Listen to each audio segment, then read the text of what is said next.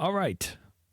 This is part 2 of our Singapore Grand Prix recap. This is the bad parts that we saw in the race. Sean, I'm going to let you go again because I have 3 giant rants I want to talk about here. So I think you should get your bad out before I scream at the sky. Okay. I'm going to start with one that might be a little unorthodox, controversial maybe. The bad I have in mind right now is, let's say, the general F1 fandom and commentary landscape. Oh, boy. Right? The F1 media, whatever you want to call it. What happened with McLaren was a non-starter. It's nothing. Why are people making such a big deal of it? Oscar Piastri's pissed. Agreeably so. He has a right to be upset. But they didn't do anything wrong. Lando fucked up. He made a move that didn't end up with anything but sloppiness. Ran into the back of Max Verstappen, which then pushed him into his teammate. But hey, at least he made a move. But everybody's focusing on, oh, McLaren made a judgment call that was preferential to Lando. Well, no. I would have never expected them to use team orders in that situation.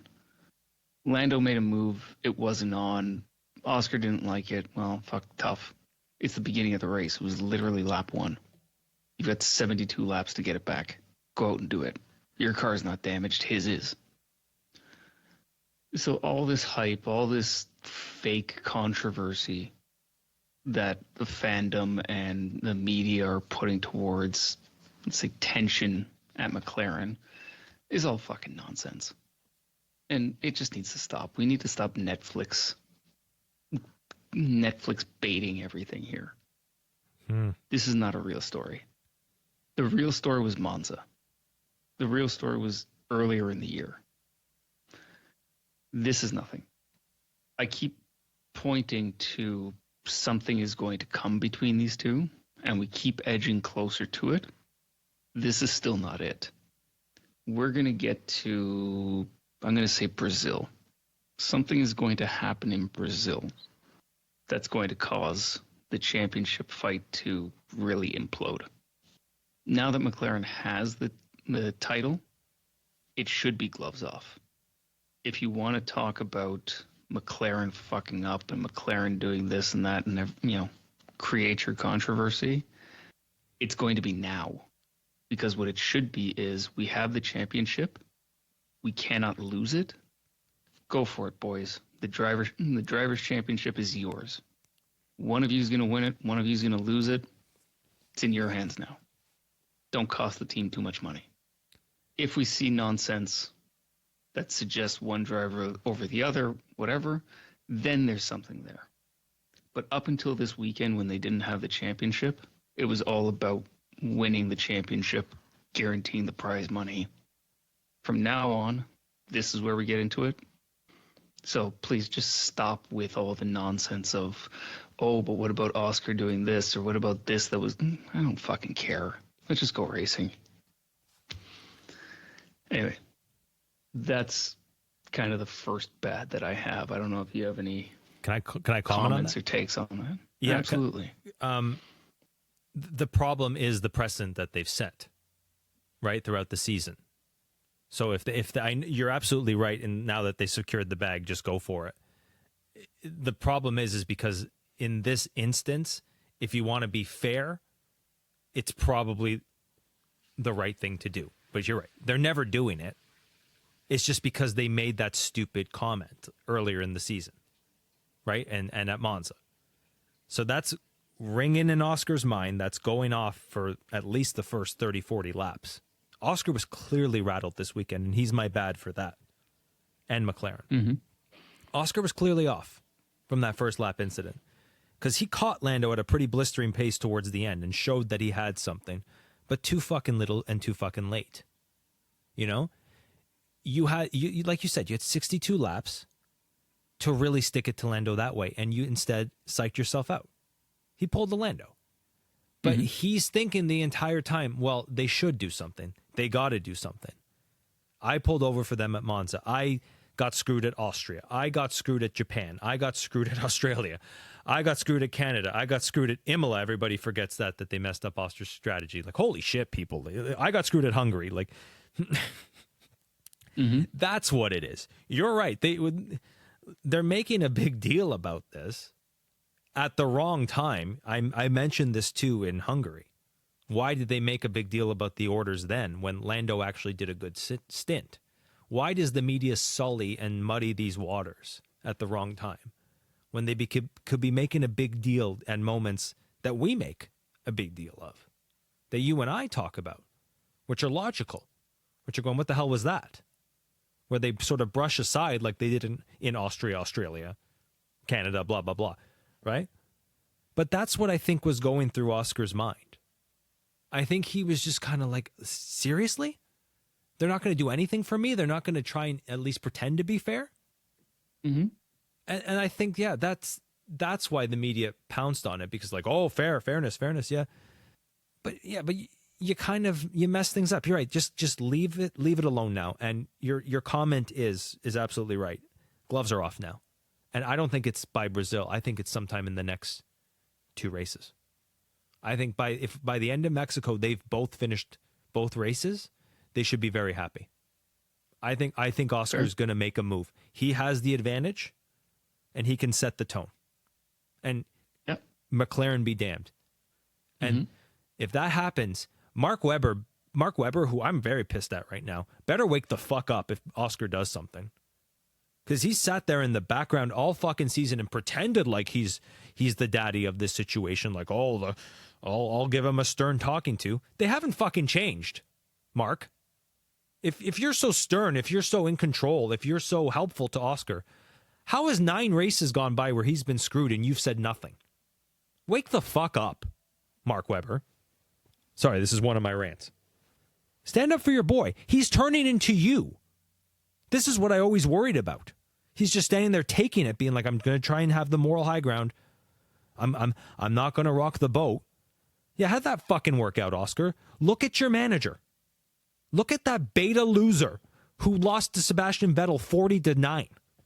Don't turn into that. Because Norris could be that Vettel. I think McLaren's trying to set up Norris for that 2010 Vettel where the only way he can win is if it comes out of nowhere. Because clearly Lando can't beat anybody straight up. So get your fucking act together, Mark Webber. And Oscar, go for it now. You have nothing to prove to anybody. You're in control. You're the man. Just to be a devil's advocate to my own point, Lando's not Vettel in that situation. Vettel got kind of screwed from time to time in 2010, and Vettel won more races than anybody else, which Lando's not doing. But yeah, that's the end of that rant. So less of a comment on my point, more of a headfirst dive into yours, eh? Well, no, I did sort of get at what you were saying with the media. Yeah, the media messes everything up, as usual. Yeah. So I do agree that Piastri is in the bad column this weekend. His response to the team of, so we're going to just let that happen, you're not going to do anything for me? Well, pull your head out of your ass and go get it. Right? That's what he should have done. He should have put his head down and gone after Norris. So Piastri is at fault for what happened to him this weekend. And you're right. He does need to have more of a spine than Webber did. Mm-hmm. So I'm with you. It's just a secondary point to what I had. Yeah, he is that good. We both think he is that good. You don't win with the moral high ground. That's the lesson of Mark Webber. If Mark Webber even had the moral high ground at all. I think Sebastian Vettel was just better. In this case, Oscar is better. Mm-hmm. And this is kind of what we talked about with, was it Leclerc earlier in the season? Yes. You know, if the team wants to pull you in, or the team wants to put you on a strategy you don't agree with, you're the one behind the wheel. Yeah. They're not going to shut your car down mid-race and force you to stop on track. No. You're the one driving the car. If you don't want to come in on lap 17, you want to come in on lap 19 or 20, just don't come into the fucking pits. Yeah. Right? And yeah, the team's not going to like it, and they're going to get on the radio, and they're going to bug the shit out of you. But if you think you have the better idea and they don't want to agree with it, they can't force you to pit. Mm-hmm. Right? This is what Oscar's got to get into his mind. Like, at some point, you got to run your own race. And we know he can do it because he has done it.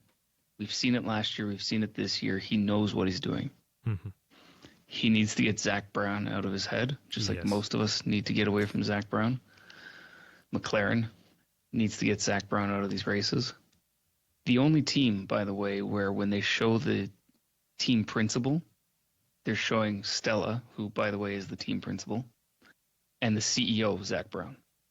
Why are they interviewing both? That's well said. Sometimes I forget that too. That's well said.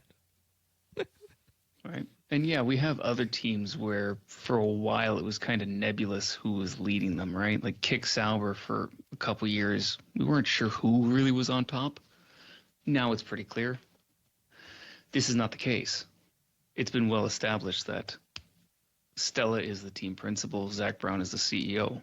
Yeah, Zach Brown's in charge. But guess what? Peter Bayer runs the Red Bull team the Racing Bulls team as the CEO. And we see him every once in a while. But it's clear he's not actually the front-facing portion of that team. And when I mention Peter Bayer, do you know who I'm talking about? The bald guy. The pointy nose, yes. Exactly. But it's clear he's not the team principal. He's not the one that people care about, per se. It was Laurent Mekies. Now it's Alan Permain, which another memorable figure in the paddock, but a lesser-known name from at least a Racing Bulls standpoint. Mm-hmm. So, anyway, the team needs to let, at this point, Piastri do what he does. They may have broken him, and I hope they haven't. I hope he can channel this anger that he has and this frustration that he has now into a proper fuck you moment. Right? I saw a meme today that was a picture of what looked to be a pissed off Oscar Piastri with incoming Nico Rosberg 2016. Yeah. I hope it does. I don't like Rosberg, but I hope he has that kind of energy for the rest of the season. Just to be fair to Piastri, Norris was a piece of shit as always and dictated his strategy because of what he did first lap. That kind of sucks if you're Oscar, right? That's they obviously get in your head. Oscar has to cover Leclerc now, which is kind of annoying. This is what you've been raving about forever. That championship mentality. Fuck everybody else. It's all about me. You're absolutely right. Yeah. And if you heard the radio, they asked him if he wanted to come in or stay out, the reason why. And he said no to come in. And then very quickly corrected it to yes, because I guess it flashed into his mind that no, this is what I did last time and it fucked me over. So no, I'm not fucking myself over. I'm going to come in now. Right? Mm-hmm. This is what you wanted from these guys. That killer instinct, that me first mentality to be champions. Right. No, that's a good comeback. I'm just saying from Oscar's point, like McLaren, like, and also the bad pit stop, it happens, right? Like Lando, like Oscar's pit stop was 3 or 4 seconds slower than Lando's. Oscar only finished 3 seconds behind him. You know, this is all these things are going through Oscar's head this weekend. Yep. And yeah, you're right. Channel it. Don't let it break you. But if McLaren breaks him, what the fuck, right? Like you just like if they put fuel in Norris's fire for the rest of his career because of this, because you had to pull Oscar down, are either of these drivers? What are these drivers after that? You know, if Lando wins the championship because of this, like if Lando wins from this point forward, what is Lando?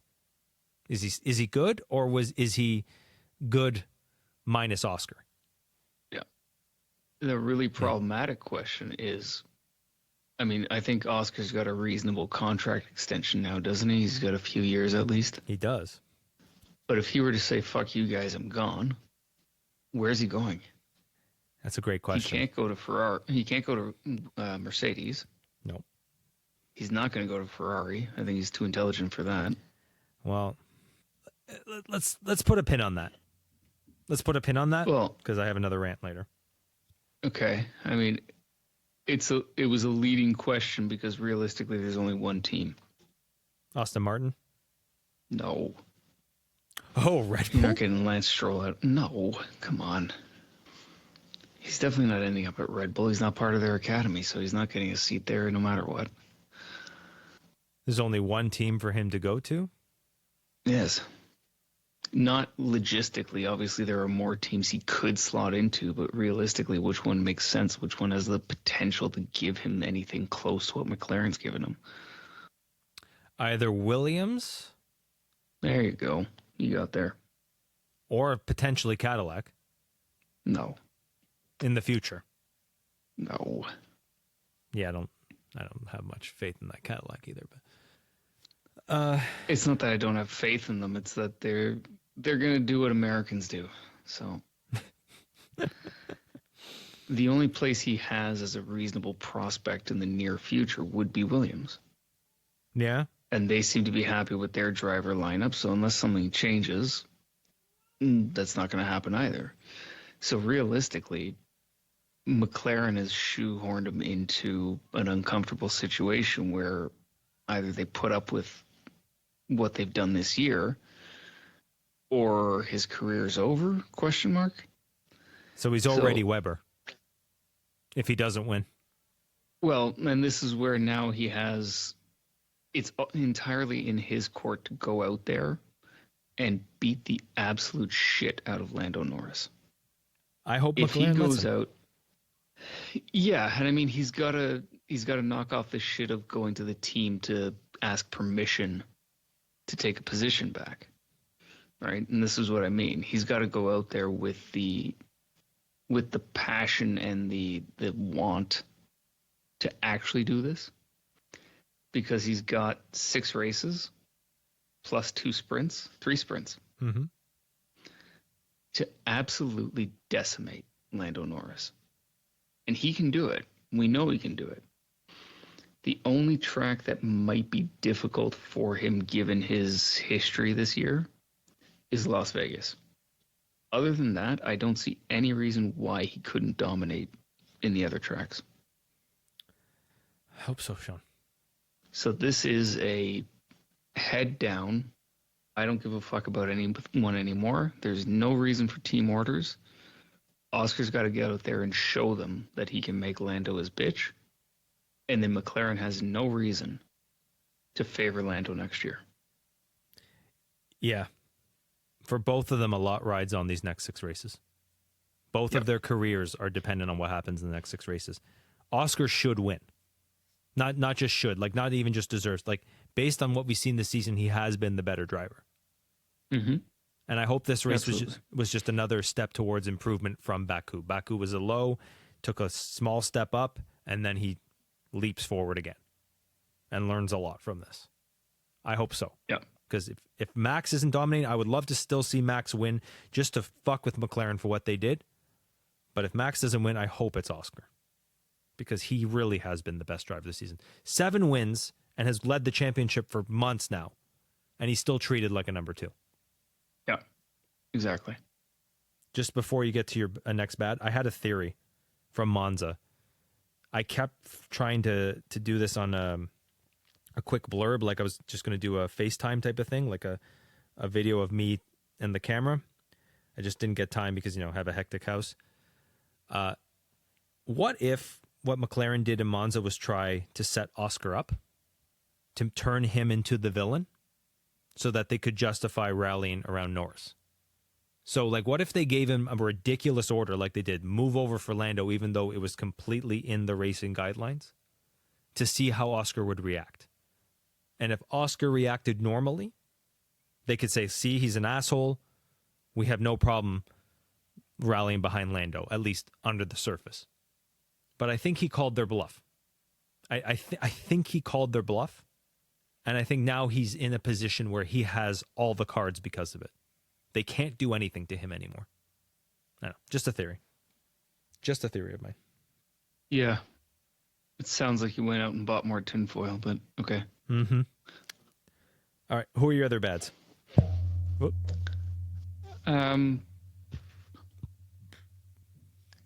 Nico's letting me down. Mm. Now, I don't think the spin was entirely his fault, but ultimately he was behind Colapinto and he's the one that spun, so it was his fault. Mm-hmm. That was an odd move. Not that he was in a great position to begin with at that point, but ended up last. And that was kind of the most exciting portion of the Grand Prix. Yeah. The almost safety car of Nico Hulkenberg spinning it. So that's, yeah, I mean, I was hoping he would match his pattern from the rest of the season, but it's not looking good at this point. Mm-hmm. So we'll just leave Nico at that. Agreed. Ferrari was kind of shit. Mm-hmm. Don't know what happened there. And Aston Martin came out blazing in practice. Want to say topped FP1 and FP2. If didn't top FP2, they were close to the top. And then just fucking went nowhere.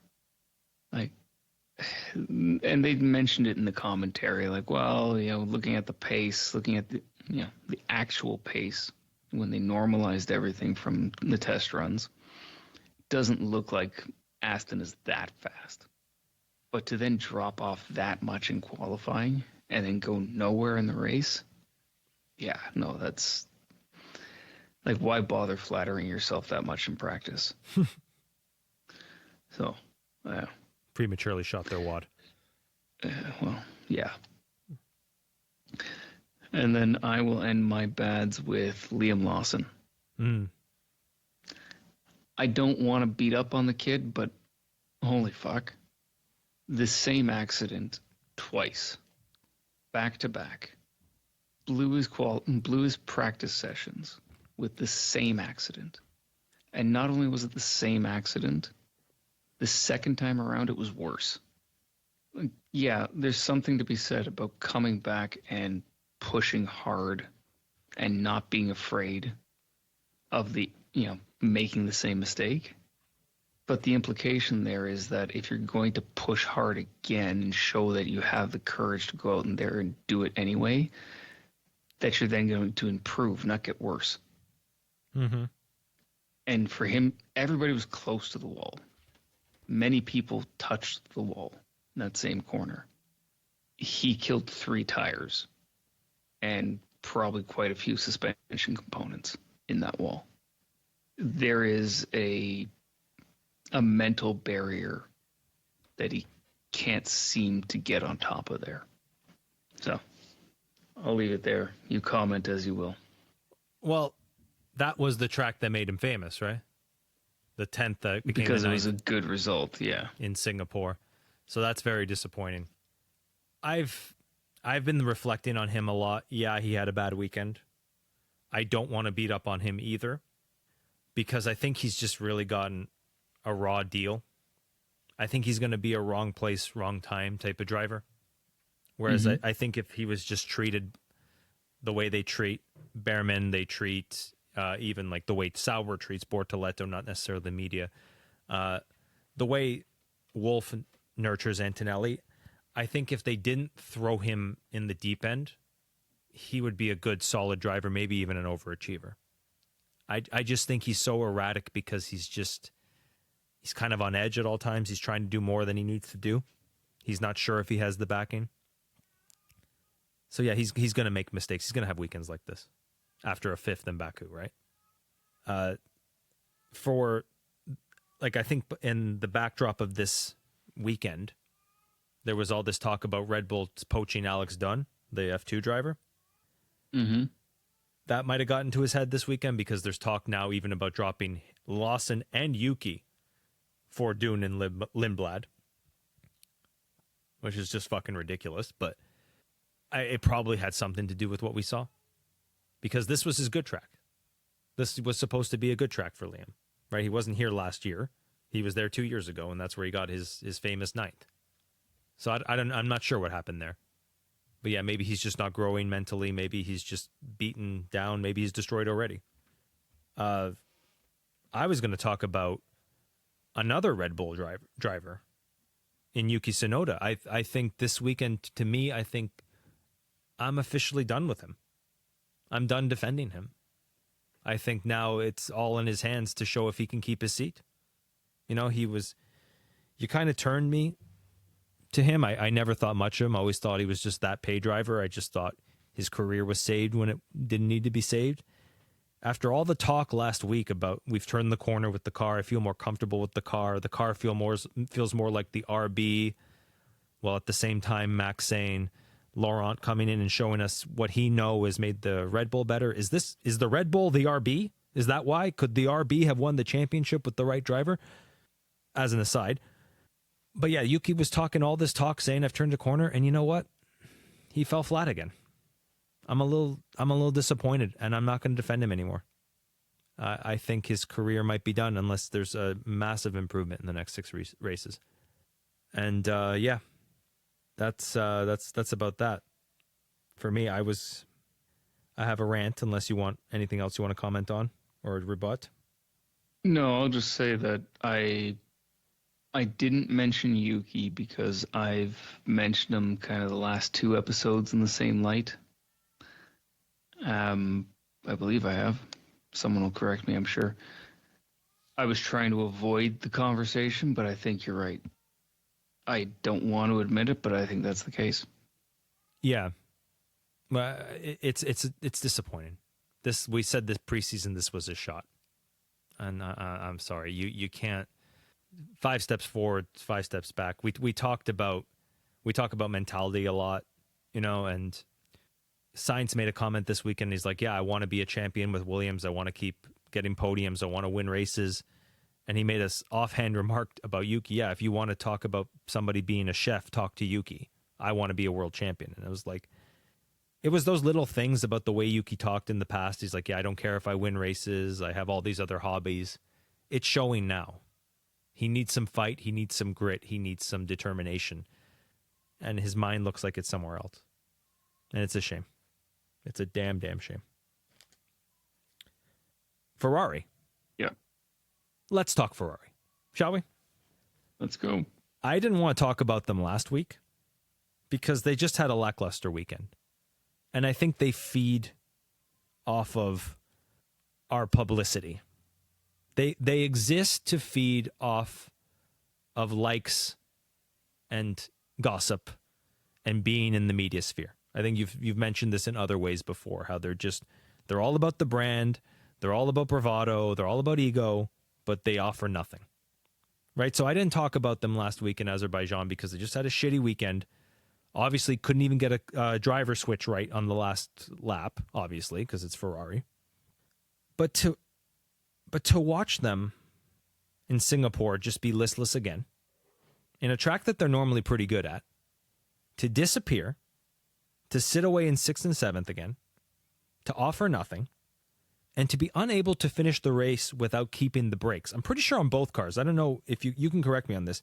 I know Hamilton's brakes went. I think Charles was about to go, if I'm not mistaken. I don't know. Okay. Well, you're talking about his brakes? Yeah, Charles's brakes. I know we lost Hamilton's brakes, but I'm pretty sure Charles was lifting and coasting too towards the end. Sure, which isn't unexpected in Singapore. But for both cars? For both Ferrari cars? I think... Well, sorry. You have to remember who owns Ferrari, Nick. The Elkins. Fiat. Chrysler. Keep going. Oh, Stellantis. Right. Every single car manufacturer within the Stellantis brand is absolutely abysmal when it comes to reliability. This shouldn't surprise anybody. It should actually surprise people that they've been a reasonably reliable car this year. We haven't seen many DNFs of the Ferraris, unless I'm missing something. No, you're right. So for one, Singapore is a massively brake heavy circuit. And like everything else, you're always looking to cut weight in these cars. So you put as much as you can into the parts to make them survive, but you're always riding that margin of it has to be lighter, it has to be smaller. And Ferrari got it wrong. It would surprise me if most of the cars that came in had just about no brakes left. Sorry, wouldn't surprise me if that was the case. I'm not surprised that we saw brakes fail on cars. So, yeah, there's a high likelihood that Leclerc's brakes were gone. He was able to manage them and eke them out a little longer. I think this is potentially Hamilton not understanding just how fragile and stupid these Ferrari cars can be. Indeed. But to what I was getting to, I think they've hit another low. I know they're more reliable, but I think that comes with the terrain. I think all these cars are more reliable. Mm-hmm. I know they were fighting for the constructors last year, but they should be fighting every year, right? How have they taken such a backwards turn that since the summer break, they're only 6 points ahead of Williams? That's wild. They're worse than Red Bull and barely ahead of fifth place. Like they're in the back half of things. With all this money, with all this structure, with all this belief in Vasseur, Leclerc, Hamilton. Hamilton was just supposed to be the last piece of the puzzle. How have they once again gone so far backwards? How are they nowhere? How are they 6th and 7th every race? 7th and 8th? 8th and 9th? What's happened to this team? I don't like talking about them because I don't really care that much, but for the sake of Formula One, what are you doing? You said this to me years ago, and I got so pissed because I was like, oh, you're just being a dick. But in hindsight, you're absolutely correct. At this point, if you can't get it right with all your money, all your investors, all your engineers, all the people you've had at this team that have come and gone, Stella, Binotto, Aluni Brave, how have you lost all these people and still not won anything? How have you not kept them together? How have you not, as an organization, grown? Do you belong in F1 anymore? I wonder, has F1 outgrown this team that just refuses to change? Refuses to get a backbone, a spine, a direction? I said it in the first part, the only difference between them and McLaren is that direction, is Stella, is even Zach Brown. As much as we make fun of him, he bought the team with a winning mentality. I'm going to find the right people to win. And he did. Whether he's smart or good or understanding or not. He came in with a goal, and he's achieved it.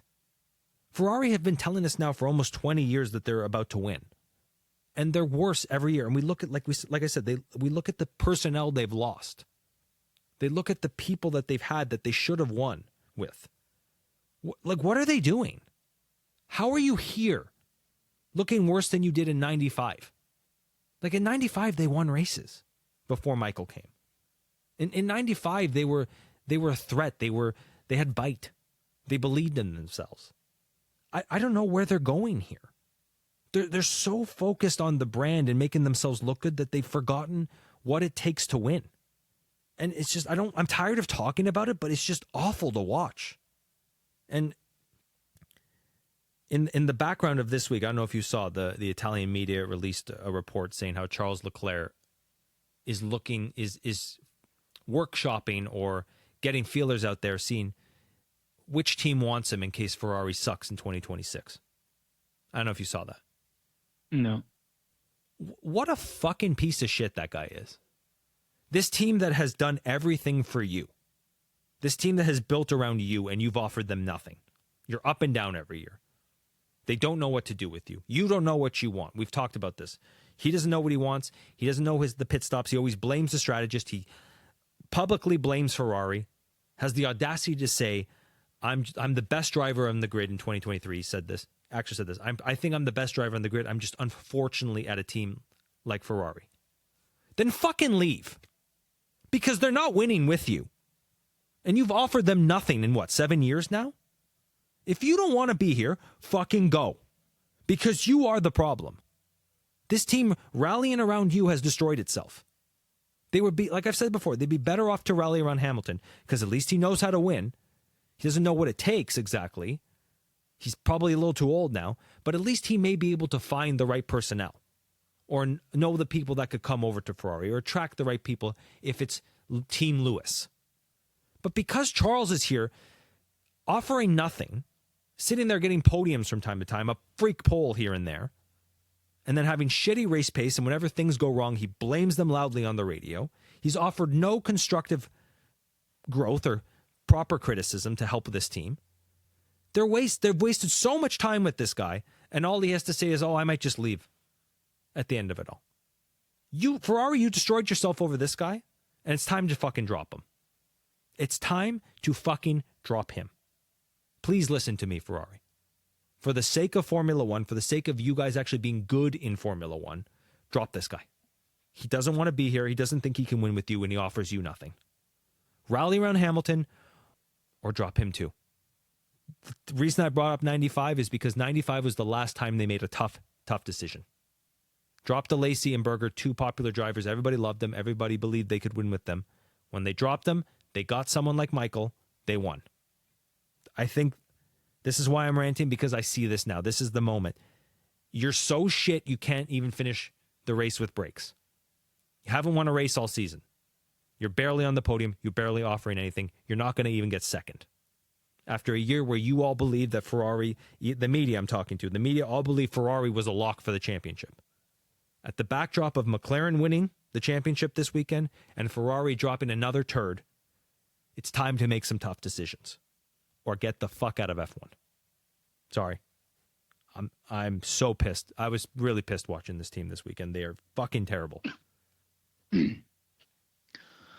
I really don't understand why you're upset. We've talked about this numerous times. Statistically, Ferrari doesn't deserve the reputation that they have. They're not the best team in history. Their record prior to Schumacher is kind of mediocre. And I thought you understood that, Nick. So why are you still clinging on to this abusive relationship? The only thing I can really equate this to is George Orwell, 1984. It's not enough to say that you believe 2 + 2 = 5. You have to truly believe 2 + 2 = 5. Even if you know it's wrong, you have to believe it's true. I don't know when the last time you read that book was, but I read that recently, and it stuck with me for multiple reasons. And this is one of them. Ferrari has done an excellent job of convincing its fans that 2 + 2 = 5. Correct. To the point where nobody believes you when you say 2 + 2 = 4, even when you show them proof. And thank you for illustrating that point perfectly for me by being so upset that this stupid team has done something stupid. I was saying I reached another level of not just hating them now, but wanting to see them gone. But you're right. I think the average Ferrari fan does. Like, you can't tell them otherwise. But if you truly didn't care, Nick, this wouldn't upset you. You would be doing what I do, and you sit there and laugh at the idiocy that is Ferrari. Maybe there is a small part of me that still cares. And just for the sake of even competition, don't you want to see them do well, right? Like, don't you want to see them at least win every now and then? No, we have 9 other teams that I want that for. All this money, all this bravado, all this ego, and they can't even do anything. It's just, it's so hard. It's like watching someone tell you there's something a million times, and you find yet another example of them not being that person. You're right. Me yelling at them is not productive. I thought I had a whole point here. You're right, but in the end, I just made a fool of myself. Don't believe your eyes. Your eyes will lie to you. Believe Ferrari, Nick. Love big Ferrari. Exactly. Love Father Enzo. Well, he said it. He was a brander, right? Tell a kid to draw a car, and they'll paint it red. Yeah, exactly. Even though historically Ferraris were not red to begin with, but that's a different story. Yeah, blue and white, right, or something like that. Yeah. Mm-hmm. And on that bombshell, shall we call it?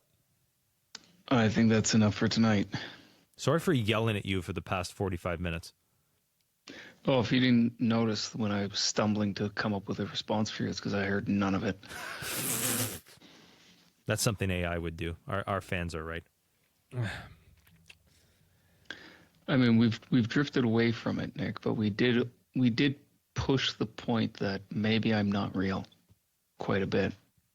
Maybe our fans are just catching on to that might actually be the case. Yeah, I haven't seen you in person in a while. Maybe you never have, Nick. Oh, yeah. You've just blew my mind. And on that bombshell. I'm going to have a sleepless night thinking about what my life was. Good night, everybody. Good night.